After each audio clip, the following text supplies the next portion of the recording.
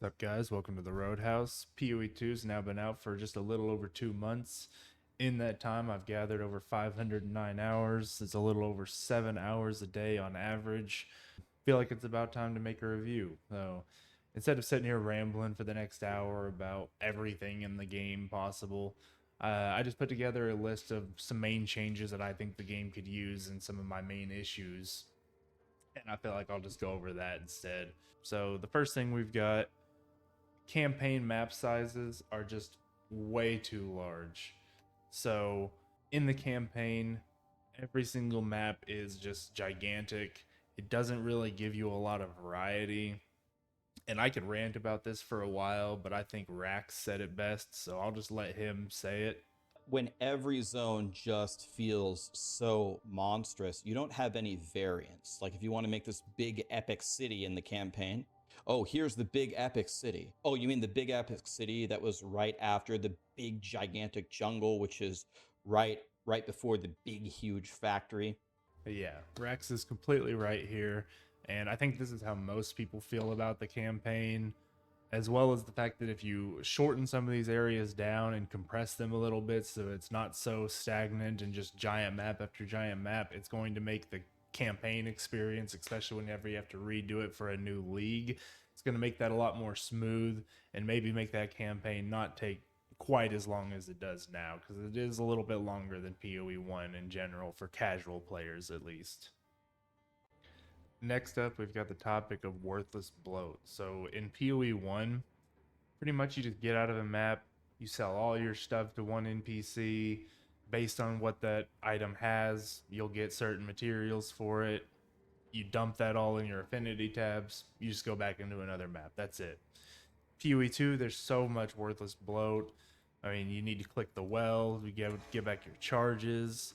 You go to, this guy to identify items. You got to go over here to disenchant. If you want to salvage your items, you got to go to the bench. I mean, it's a lot. The reforging bench, just like Ben said in his video, it's so annoying to be able to put 3 in here and reforge it, and then you've got this long animation and you have to sit here and wait. And if you're wanting to do this 20 times, it's going to take a long time.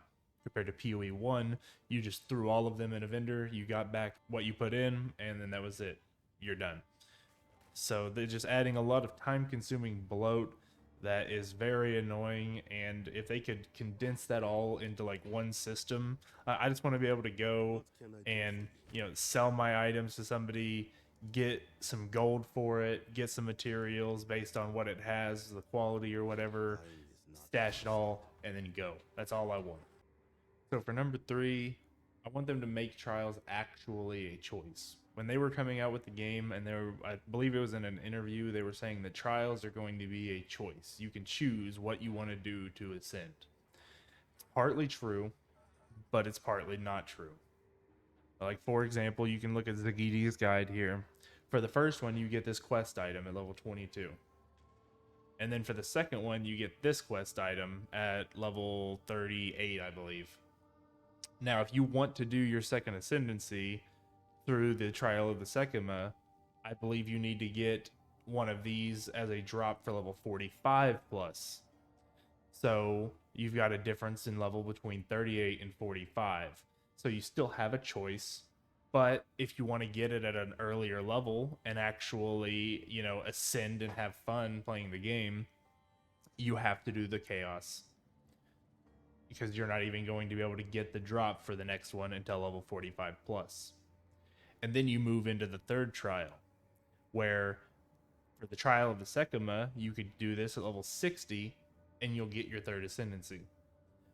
But for the Trial of Chaos, you need to do level 75 plus. Again, you have a choice here, but if you want to actually ascend earlier and have fun playing the game, get that power spike, you're going to do this with the level 60 basically every time. And it's the same with the last one. It's a little bit off. You need one item, and then you can do all 4 floors, and then you'll get your ascendancy. Compared to the Trial of Chaos, you have to do 3 10-round runs. you have to get lucky and get all 3 separate bosses to get their separate boss drops, and then you need to do another run to get to the end and then put in those shards and fight the boss. And it's not guaranteed, I believe, that you're going to get those 3 bosses. So you might have to do 6 or 7 runs before you even get to the final boss to try and get your ascendancy. Compared to the Trial of Asekima, you get 1 item, you run the whole thing. As long as you don't fail, you ascend and you're good. Done. So there's a lot of imbalance here, making things not really much of a choice. I don't know how many people out here are getting their last ascendancy from the trial master. I doubt a whole lot of people are doing that whenever you can just, unless they absolutely hate the trial of the Sekima. But if you have honor resist, it's not that bad. And on that topic, I also put here remove honor resist. Honor resist just doesn't feel good. It's unintuitive for new players. If you're a new player and you go through your first lab and you don't get any relics with honor resist, you still might not know that that even exists. So then you go into your second trial of the Sekima later and you have no honor resist. Again, maybe you don't get any relics with it. So then you go on to your third attempt and you don't have it. And then finally, maybe you see honor resist. And you say, oh, okay, this is going to make things way easier. And it does. But why is that even a thing in the game? Why isn't the game just balanced around, that being a base rate, basically? Because this becomes a required stat. Unless you're somebody doing like a no-hit run or something, or just extremely talented at the game, you're probably going to be running 75% honor resist every single time. It just becomes a requirement and something that hinders new players, that's unintuitive for them, that they're not even going to know about. And yeah, I would just like to see it gone. Just nerf everything's honor damage by 75%, make that a base rate, and call it a day.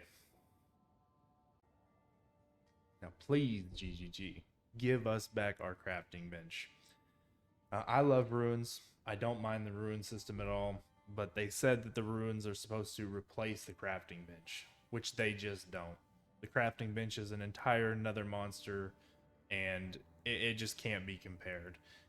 Now, ruins are nice. They add some stats, but for example, like we have no move speed ruin. And if they add a move speed ruin, then that adds more move speed to the game, because you can roll move speed on your boots and you could put a ruin in there for move speed. And they might not want that. That might be more speed than they're wanting to add to the game. On top of that, the crafting bench adds so much functionality the ruins don't. Having the ability to block mods before you slam. Like, say, I really don't want mana on my gear. I don't want anything involving mana. You can craft something for mana and then slam your gear, and you know that because you have mana crafted on there, it can't hit that mod. So it removes one bad modifier from the pool that you don't want. Now, stuff like this you just can't do in Path of Exile 2. That entire layer of complexity to the crafting system is just gone, and there's nothing we can do about it. Maybe stick a ruin in there, get some resistance or something, call it a day. That's all we've got right now. It's not the same GGG, and I really hope that they'll kind of give us some form of crafting bench in the future. Fixing skill requirements. This is something I made an entire video about. It's on my channel if you want to see it, but everything involving skill requirements is just too high. Level requirements, mana costs, attribute requirements, everything. Oh, like just as an example, whenever I logged into the game, I wanted to play Flicker Strike. That's all I wanted to do, was get to Flicker Strike as soon as possible and start blasting stuff and having fun. Now imagine how sad I was whenever I log into the game, look at the skill tree, pull up Flicker Strike, and it says that you need to be level 52.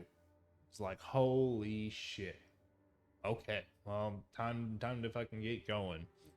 Oh, that's absolutely crazy. Level 52 for the highest skills. To give you a reference point, in Path of Exile 1, the highest skill in the game is level 38. And that's only one skill. Every other skill has a highest level of 34 for the first level of the gym. So by level 34 in Path of Exile 1, you have access to basically every single skill in the game. Now, that's also coming a lot quicker in PoE 1 because it's a little bit of a faster game and the campaign goes by quicker.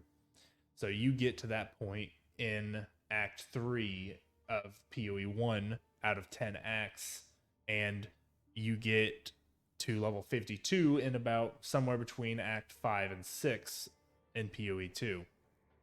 So not only that, you've got just crazy high mana costs, like warriors having a lot of their skills costing as much mana as some of these spells. You know, like see Spark 50, Frostbomb 88, and you look at Mace, like Rolling Slam is 101 mana. I mean, of course, you can't spam Rolling Slam as much because of the attack time, but why do we have these crazy mana costs? And if you put on a weapon with like +5 level of melee gems, you might not even be able to afford your skill anymore. It's ridiculous. On top of that, the stat requirements are just absolutely insane.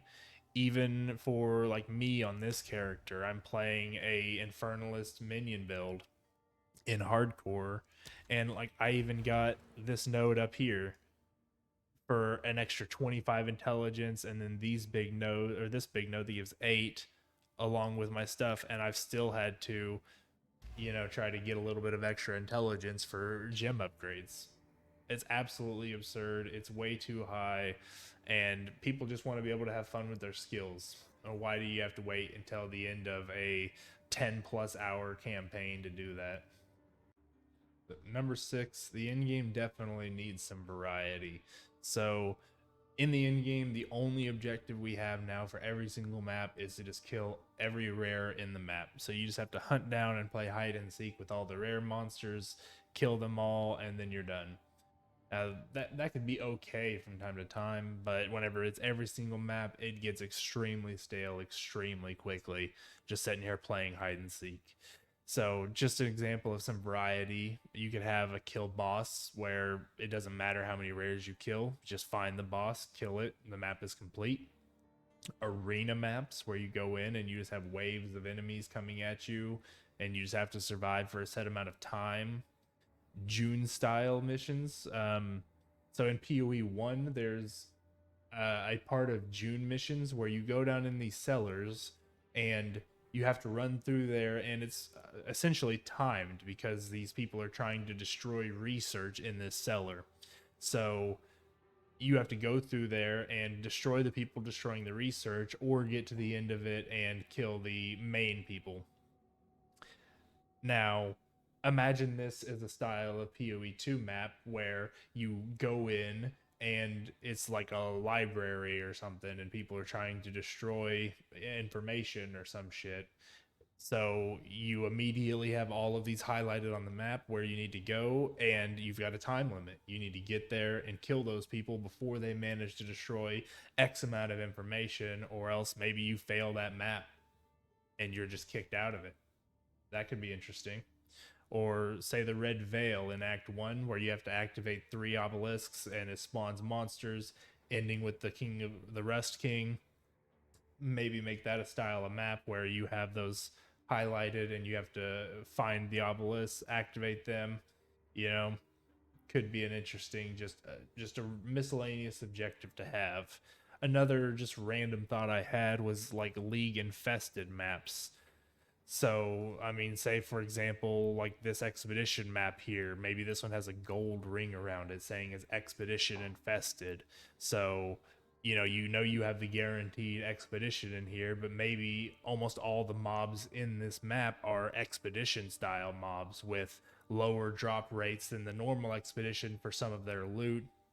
And you could get some of the reroll currencies, stuff like that. And you just know maybe going into this map it's going to be a little bit dangerous because those mobs are a little bit spooky sometimes, and having an entire map full of them could be a little bit dangerous but very rewarding if you could pull it off. And the main objective of that could be to clear the main expedition in the map.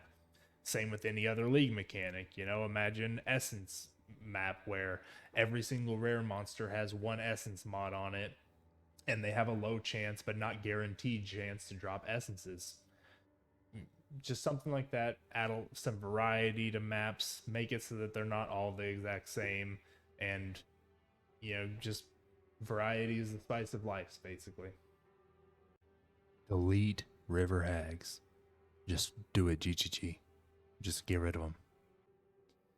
So for number 8, they really need to move non-boss modifiers for leagues back to the main part of the Atlas tree. Though it really doesn't feel good having these locked behind the bosses, especially like for a ritual, for example. You have to quite literally just get lucky, keep going to rituals, re-rolling the vendor, and hope you get the invitation so that you could eventually do King of the Mist. And what's the way to improve your chances of getting that? You have to get it, kill King of the Mist, and then you get points which you can use to improve on these so that you can make it more likely that you'll get an invitation to fight the King of the Mist. And this just doesn't really make sense to me. I completely understand the difficulty for the bosses being tied behind having to kill the bosses. That makes complete sense.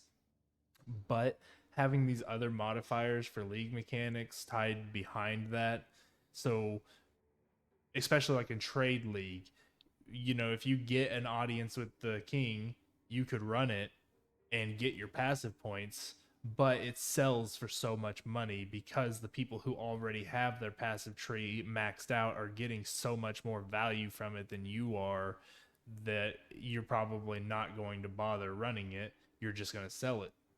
So if these points were put back on the main passive tree, it would feel a lot better.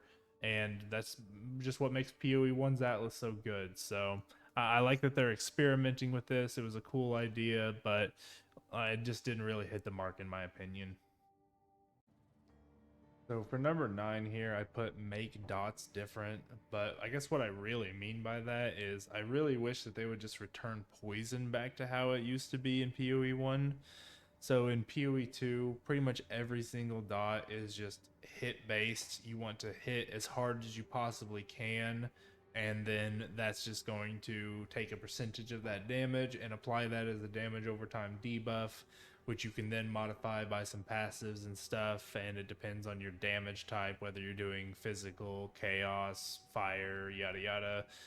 Uh, the main difference being in PoE 1, poison was far different than ignite and bleed because it stacks many stacks instead of just one big stack. So for like ignite, you want one big hit that's going to do as much damage as possible and do a long ignite that's just going to burn through your enemy extremely quickly.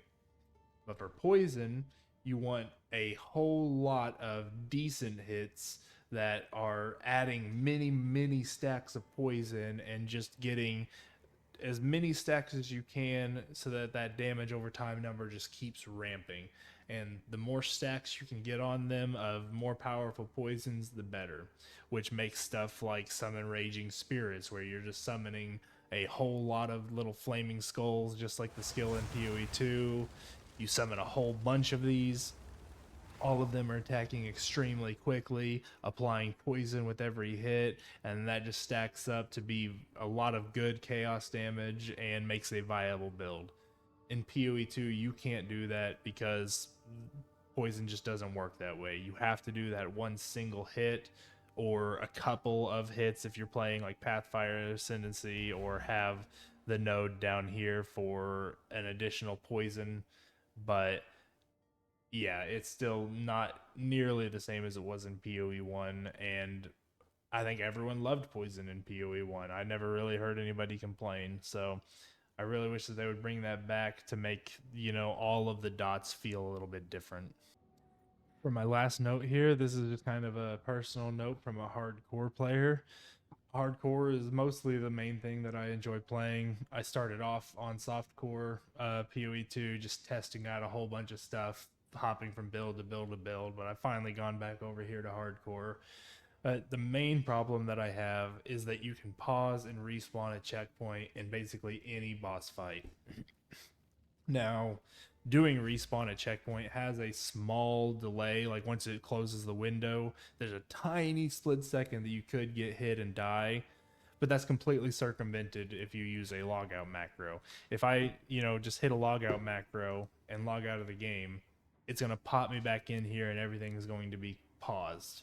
And then you can just hit escape, respawn at checkpoint, and you're safe. You're out of the boss fight, no problem.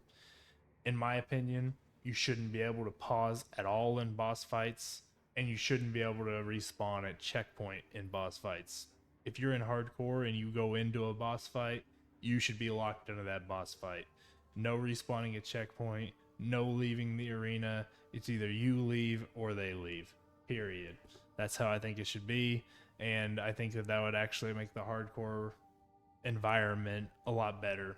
And the way it's going now, you're just going to see a lot of people playing hardcore, and anytime anything gets spooky at a boss fight, they're just going to immediately escape, respawn a checkpoint, or log out macro, respawn a checkpoint. They're out of the boss fight. The only thing that's going to get them is a one shot. So it just makes hardcore a little bit less fun whenever you know that everybody can do that. And it's just something that I hope that they'll adjust in the future. But that's all I've got today. Hope you guys enjoyed me rambling. Again, new content creator to YouTube. I'm just trying to get up and going. So if you enjoyed my opinions, feel free to like and subscribe. If not, tell me I suck down below. Whatever gives me engagement. Thanks.